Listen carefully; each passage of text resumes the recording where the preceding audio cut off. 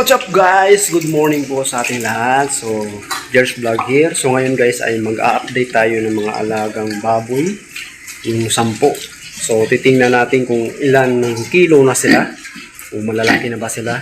At saka kung ano ang kinakain nila. So nandito na sila guys. Idol, ito na po ang mga baboy na nakikita nyo dati. Update ko lang ito. So ang timbang po nito ay nasa 45 to nasa 30, 35, 40 ganyan po.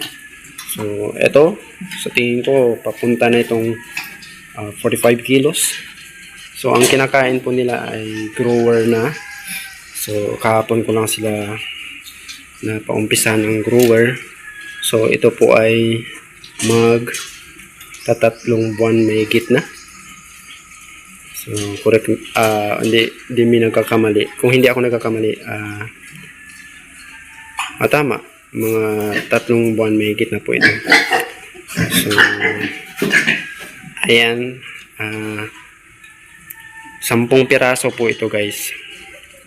So yan ang pinakamalaki. Ito ang pinakamalaki sa lahat. Ito ang pinakamalaki, lalaki ito, kasi makikita mo sa katawan niya malakas talaga kumain ang lalaki.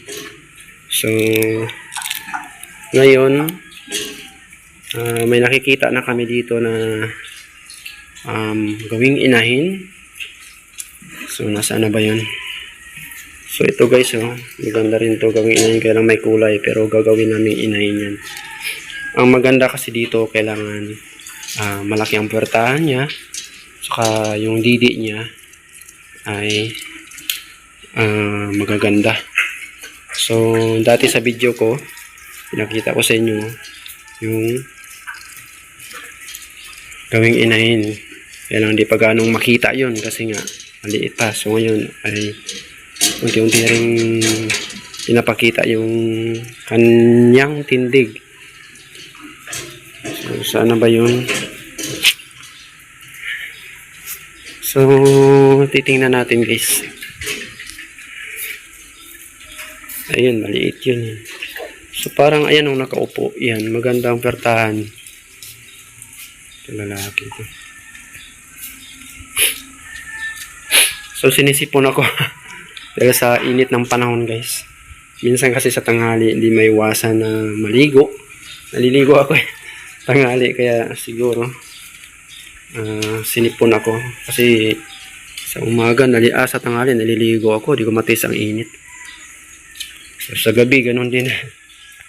So ito ang pinakamaliit sa kanila. So pasensya na, sinisipon ako. Yan, lalaki ito. So ito na yun, yung patayuin ko. Tayo ka. Paupo kasi siya. So guys, dalawang baboy ang gawin namin inahin dito. So yun nga, ano ko ito, hihiwalay pag mga bintahin na, kasi pakakainin siya ng brood sow, tapos babakunahan yun. Sinsya na, sinisipon ako. So yan ang sinasabi ko, yan ang pata niya. Yan. So maganda yan guys, tapos ang didi niyan maganda rin. So ang pinagpipilian ko ito, saka yung kulay brown, kasi yung iba maliit ng pertahan nila. Ayan siya, yung babae yan, lalaki. So ayan sila guys, grower na kinakain. So mga 5 months siguro pwede na ibinta ito. 4 months, 5 months, ganyan. So mabilis lang silang lumaki. O ayan guys, ang mga baboy dati na 10 piraso. So ngayon malalaki na. Ayan sila guys, 10. So pagbenta nito, ang bibili uli yung suki namin dati na nakakulong-kulong. So ayan, hanggang dito na lang guys. Update ko na lang kayo sa sunod na video ko sa mga baboy na ito.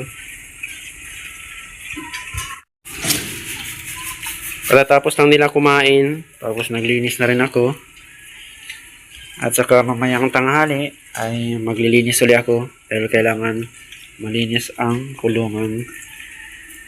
Saka may safety tank Ano, yan. Yun. Tangke ng dumi ng baboy yan. So hanggang dito na lang mga idol. Kita ko muli tayo sa aking next vlog.